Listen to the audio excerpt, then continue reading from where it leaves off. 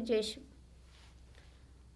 आज हमारा चौथा पाठ में हम सीखेंगे कि पवित्र आत्मा हमारा पथ प्रदर्शन करती है। पवित्र आत्मा हमारा पथ प्रदर्शन कैसे करती है?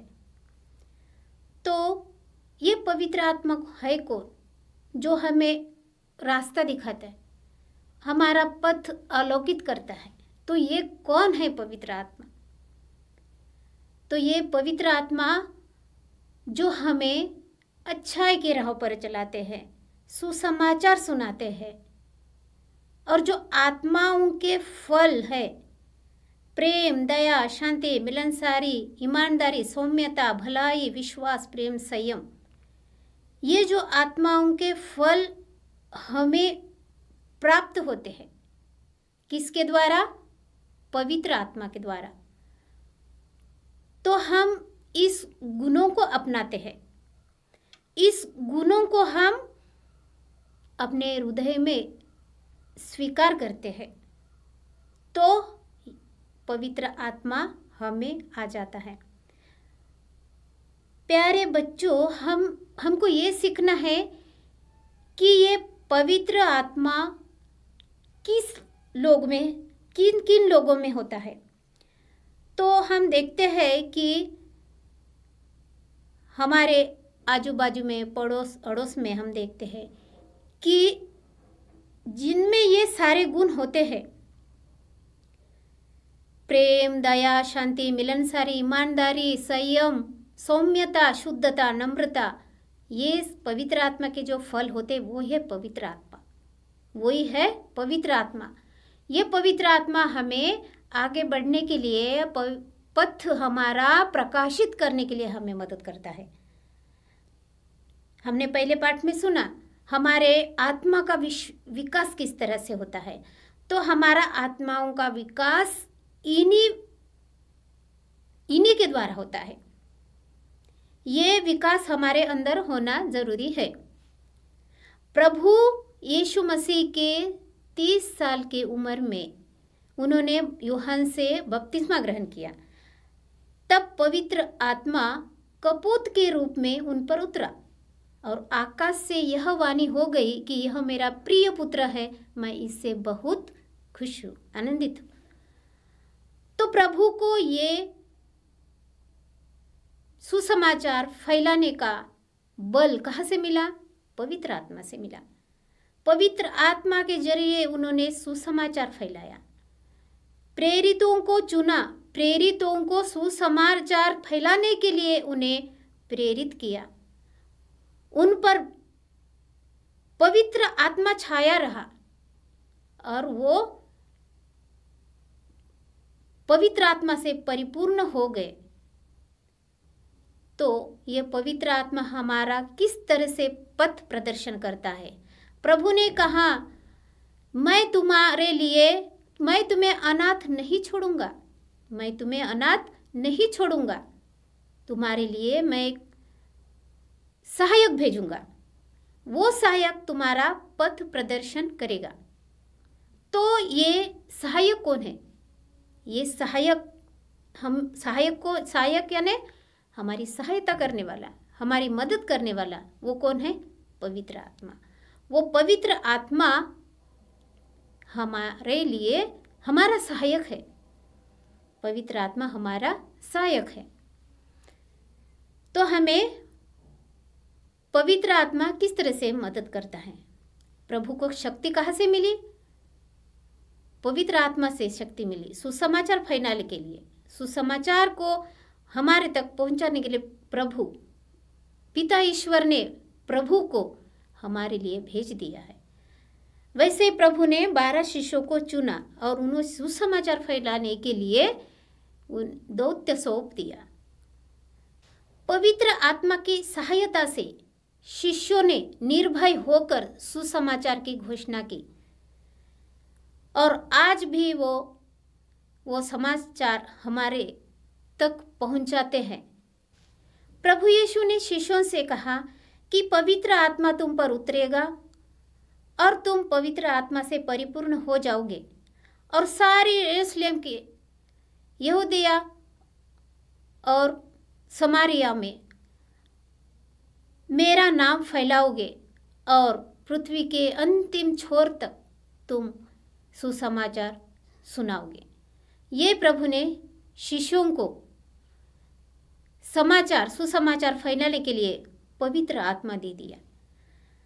तो प्यारे बच्चों, हमें आज ये चौथे पाठ में यही सीखना है कि पवित्र आत्मा हमें किस तरह से सहायक प्रदान करता है।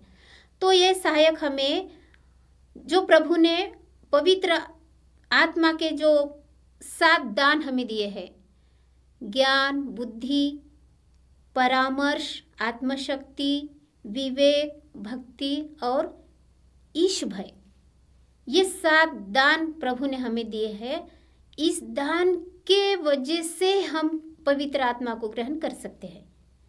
और प्रभु ने हमें आत्माओं के 12 फल दिए हैं। तो इसी वजह से हम पवित्र आत्मा से परिपूर्ण हो सकते हैं, जैसे प्रेम, आनंद, शांति, दयालुता, मिलनसारी, सौम्यता, ईमानदारी, शुद्धता, संयम, भलाई और विश्वास। ये प्रभु ने हमें आत्माओं के फल दिए हैं। उनके जरिए हम पवित्र आत्मा को पा सकते हैं। तो हमें किस तरह से ये पवित्र आत्मा के फल प्राप्त करना है? प्रेम, सबसे पहले है प्रेम। जैसे प्रभु ने हमसे प्यार किया है वैसे हमें भी दूसरों से प्यार करना चाहिए। आनंद, प्रभु में हमें आनंदित रहना है। हर प्रकार की दुखों में, संकटों में हमें आनंद रहना है। शांति, शांति से हमें जीवन बिताना है। मिलनसारी, सबसे मिलकर रहना है। दयालुता, दूसरों पर दया दिखाना है। भलाई करना है दूसरों से, बुराई नहीं। और संयम रखना है। सबसे बड़ी बात है संयम। जब तक प्रभु न चाहे, प्रभु न बताए, कोई चमत्कार ना दिखा, तब तक संयम रखो। संयम सबसे बड़ा गुण है। हमारे आत्मिक फल प्राप्त करने के लिए संयम बहुत जरूरी है, क्योंकि प्रभु हमारी परीक्षा लेता है। प्रभु हमारी परीक्षा लेता है। इब्राहिम के बारे में हम सुनते हैं। इब्राहिम विश्वास के पिता है। इब्राहिम को 100 साल के बाद एक पुत्र प्राप्त हुआ। तब तक उन्होंने संयम रखा। कभी प्रश्न नहीं पूछा प्रभु से कि प्रभु ये कब तक मैं सहन करूं, कब तक मैं निपुत्रिक रहूं। मैंने आपकी इतनी सेवा की, लेकिन आपने मेरे लिए एक पुत्र भी नहीं दिया। ऐसा करके वो मुखरे नहीं, लेकिन विश्वास में दृढ़ रहे। विश्वास किया कि प्रभु मुझे कभी ना कभी मुझे संतान की प्राप्ति होगी, उसको विश्वास का फल मिलेगा। उसने संयम रखा, टूटा नहीं। तब प्रभु ने उन पर दया की और उन्हें 100 साल के बाद एक पुत्र प्राप्त हुआ, इसहाक नामक बेटा। वैसा संयम हमें रखना है। प्रभु हमारी परीक्षा लेता है। प्रभु हमें देखना है, हमें परखता है। अग्नि की भट्टी में हमें गलने देता और हमें शुद्ध करता है, और हमारा विश्वास की परीक्षा होती है। इसलिए संयम रखना बहुत जरूरी है। इसीलिए हम आत्माओं के फल प्राप्त करते हैं, तो हमें ये सब बातें ध्यान रखना है।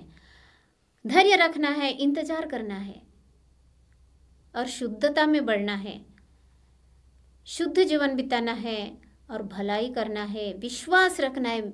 सबसे महत्वपूर्ण बात विश्वास। प्रभु ने कहा कि विश्वास करोगे तो स्वर्ग देखोगे। हमें ये विश्वास करना, अविश्वास नहीं दिखाना है स्वर्ग कौन जाएगा, लेकिन ये विश्वास करना है कि प्रभु भलाई करने वाले के आत्माओं के फल प्राप्त करने के लिए जरूर स्वर्ग प्राप्त होगा। ऐसा हमें विश्वास होना है।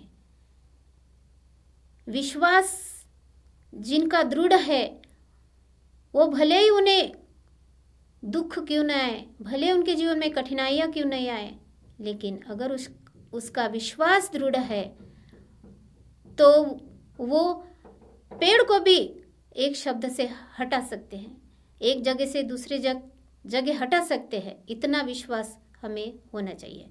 तो ये सब आत्माओं के फल हमें कहाँ से मिलता है? पवित्र आत्मा से। ये सारे गुण संतों में और विद्वान लोगों में और बड़े संत हो गए, संत प्रेरित, सब में ये गुण हम देख सकते हैं। तो पवित्र आत्मा हमें किस तरह से सहाय करता है, तो हमें यह चौथे पाठ में सीखा है। तो प्यारे बच्चों, इतना याद रखो कि हमें हमारा पथ प्रदर्शन पवित्र आत्मा ही करता है। तो ये पवित्र आत्मा किस में रहता है? कौन है ये पवित्र आत्मा? हमें किस तरह से सहाय करता है? तो हमें ये पवित्र आत्मा के 7 देन और 7 फल याद रखना है, तो हम अच्छे रास्ते से चल सकते हैं, हमारे जीवन में अच्छे अच्छे गुण हम ला सकते हैं। तो प्यारे बच्चों, इतना याद रखो कि हमें पवित्र आत्मा, ये कौन है? पवित्र त्रित्व का तीसरा रूप, पवित्र त्रित्व का तीसरा रूप।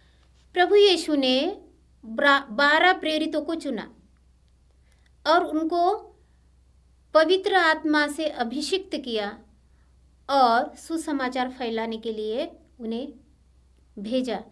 और वो पवित्र आत्मा से परिपूर्ण अभिषिक्त होकर सारे प्रदेश में घूम घूम कर उन्हें सुसमाचार फैलाया।